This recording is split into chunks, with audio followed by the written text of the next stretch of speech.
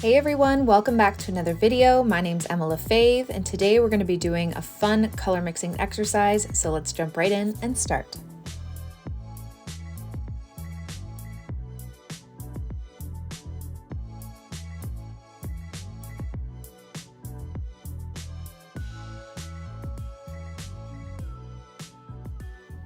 Okay, so today we are going to be doing another color mixing video. This is one of my favorite things to do, and I've gotten some feedback that people want to see more color mixing videos, so that's what we're doing today, but we're doing it a little bit different.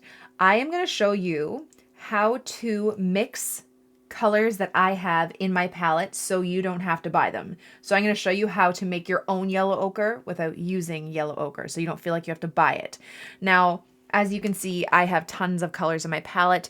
You do not need all these colors. I always say that. I have them because, well, I like them.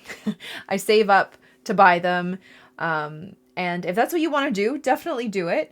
But I'm going to show you, if you're on a budget, you don't need to buy all these colors. So I'm going to show you how to mix colors to make these 5, 6, 7, 8, 9 colors today.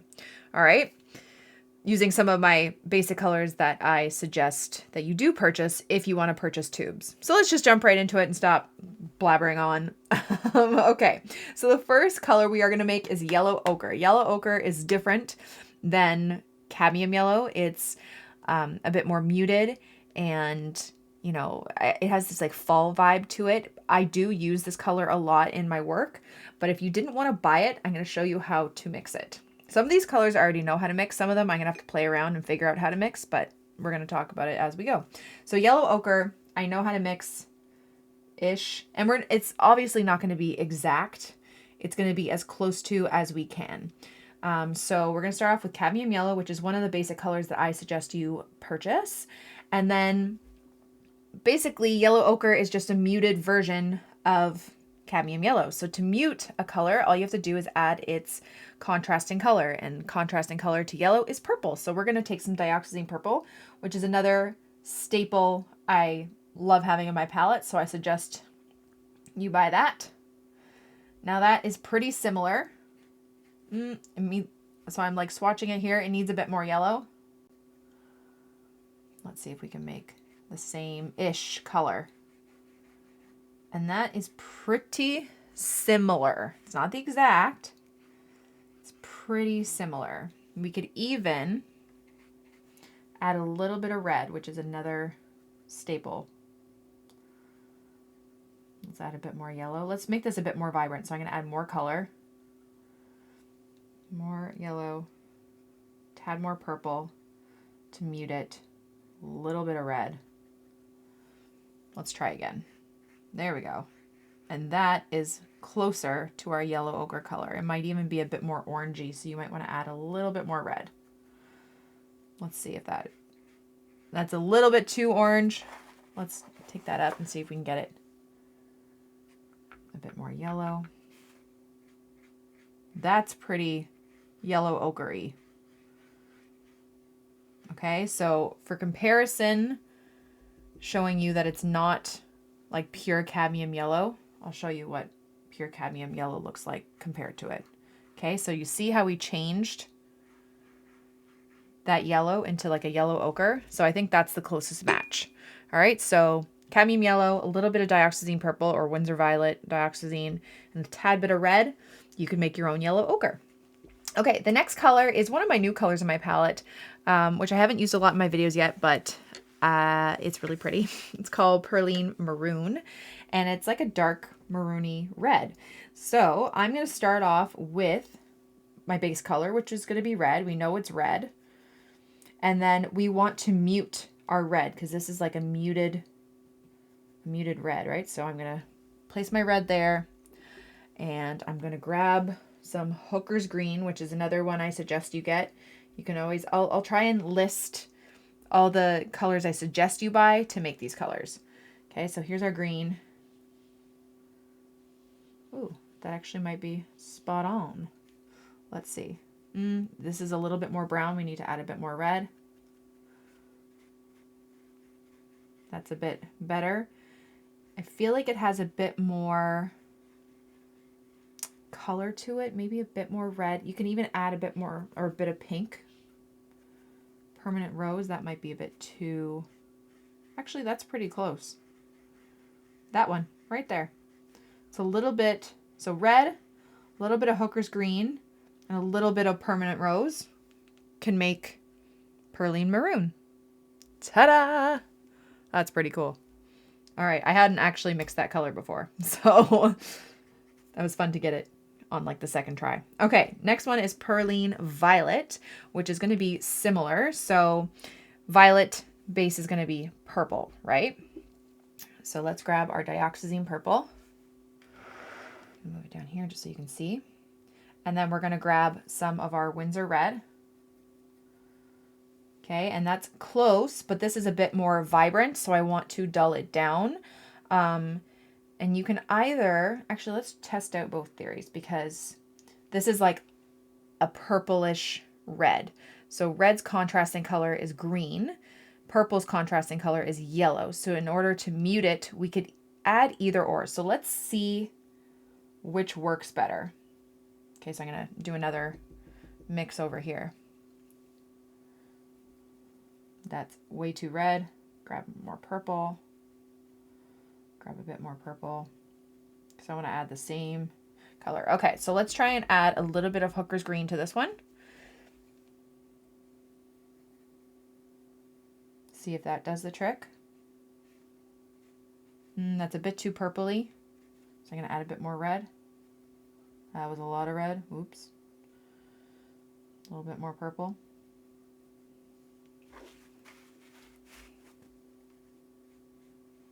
Oh, that's pretty close right there. That's what my guess would have been, was to add the green. But let's see what happens if we add purple's contrasting color, which is yellow, to this mix, which is also going to mute it. So I'm going to add a little bit of cadmium yellow. See, this makes it a bit more vibrant, because I think it has more of a reddish base to it. It's actually still pretty close. It's a bit, tad bit more vibrant. I don't know if you can tell. It's a little bit lighter, but they both kind of work. Cool. So that's how you can make Perylene Violet, or a variation of it. Okay.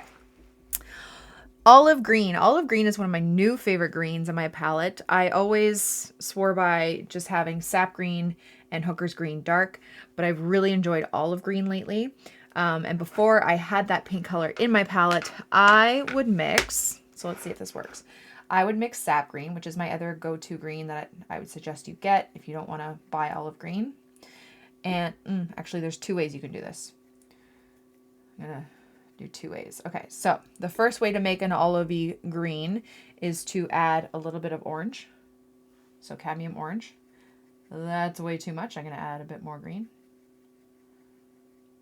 And this is a bit more on the vibrant olive green side. So you're going to see it's pretty vibrant compared. Okay, so it's not the same as this olive green, which I'm going to show you how to make. But it's kind of a nice olive green. The next way is adding some brown, some burnt umber, which I think is more accurate to this color. Yeah. And that is an olive green. You can even add a little bit of burnt umber to that mix. But yeah, it's basically the same. Okay, so olive green would be sap green and a bit of burnt umber. A brighter olivey green would be a bit of orange. Let's even make it a bit more. You can make kind of like a goldy green too. There we go. Okay. So it's pretty easy. That's how I used to make it. Okay, next indigo. Indigo. Okay, and this mixture I actually just recently kind of stumbled upon because I've never really tried to mix indigo. I've always just had indigo because I really like it. So a dark blue.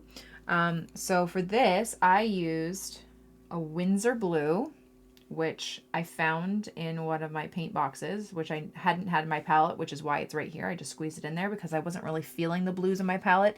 I always used to use turquoise, and ultramarine. I find ultramarine very difficult to mix because it's more of a granulated color.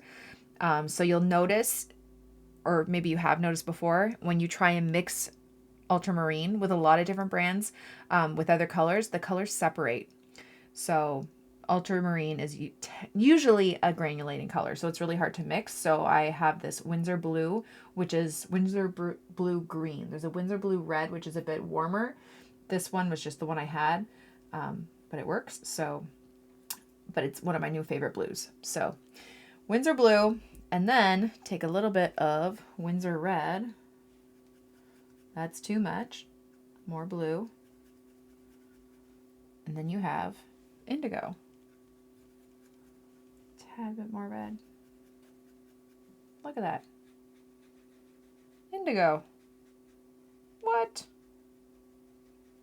Okay, and I'm just going to show you what Winsor blue looks like side by side to that, just for comparison, so you can see it's quite different. Like, look how vibrant that is.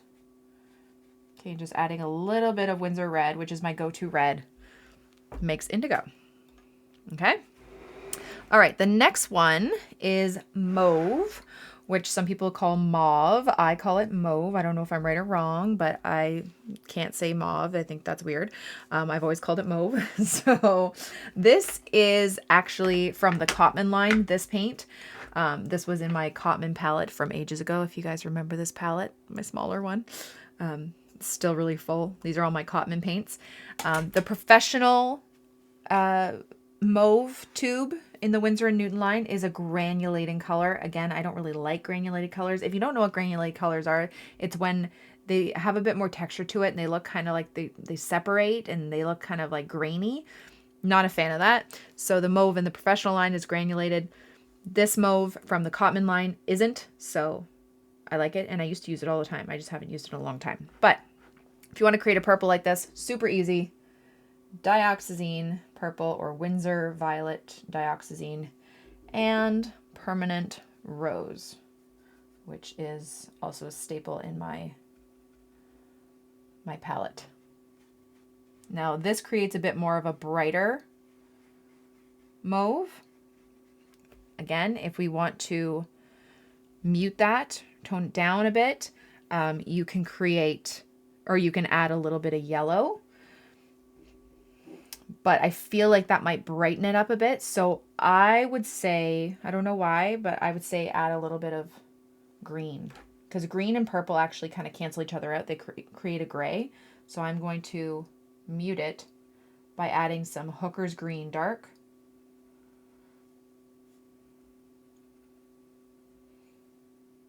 Just trying to find the right mixture here. That's a bit too muted. Add a bit more purple, add a bit more permanent rose, and there we go. Okay, but that's a really pretty mauve as well. It's like this bright, vibrant one. I feel like it could use a bit more pink, to be honest. There we go. And there we go. Okay. Next is Perylene Green, which is also one of my favorite greens. It's a must-have in my palette now, but I hadn't had it for a long time. Again, like I said, I always had just Hooker's Green, Dark, and Sap Green, but I really love this color now. But if you want to mix it, I'm going to show you how, or something close to it. It used to be my go-to mixture. I'm just going to move this over. Okay. So my go-to mixture for a dark green like that would have been Hooker's Green, Dark, and then some dioxazine purple. Makes this really pretty dark green. Now this is a bit more on the green side. I feel like this has a little bit of blue in it. So what I would do is add a little bit of turquoise. Actually, hold on. I'm going to add a little bit of Winsor blue because if we're trying to use a limited palette, let's say you go with turquoise or Winsor blue. It's a bit on the lighter side. Let's add a bit more dioxazine purple. There we go. And that's closer. I would still say add a bit more purple. And you have like a variation of that Perylene green. Cool, huh? All right. Now burnt umber. Burnt umber has always been in my palette as well. I do suggest getting it just because it's easier than always having to mix a brown. But if you really just want to use a limited palette, my favorite brown, or the closest thing I can match to this, would be using, so let's do Winsor red, half Winsor red, half Hooker's green, because they're contrasting colors, half and half, make brown. That's more on the green side, so we know we need to add a bit more red. It's a bit more on the red side, so we need to add a bit more green. Okay, let's see how that kind of holds up here. Okay, so that's a lot darker. So I'm seeing a lot more like orangey or red in here. So we might even have to add a bit of yellow to it and a bit of red. That's closer. A bit more yellow, I think. A bit more red.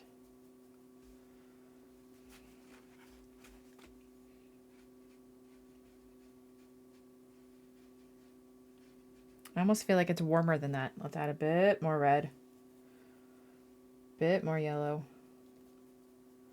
Tad bit of Hooker's green. Bit more red.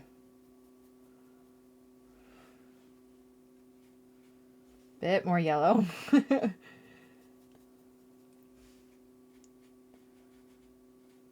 there we go. There's like a burnt umber. Ta-da! Very close. And then last but not least is brown madder. Okay, so I am going to, this is a color I barely use in my palette, but I really love, and I feel like I should use more. It's like this orangey-ish, rusty orange brown. So you could always just add a bit more orange to this burnt umber, I think would work. So the same kind of, just keep making this burnt umber orange. So I'm going to add more red, more yellow, a bit more yellow. And then, let's see. Oh, that's pretty close right there. There you go. I feel like there's a bit more, what is that color in there that I'm seeing? Let's try a little bit more Hooker's green. Make it a little bit more neutralized. That's close. I almost feel like there's a bit of, I'm seeing a bit of pink in there. Let's add some permanent rose. There we go.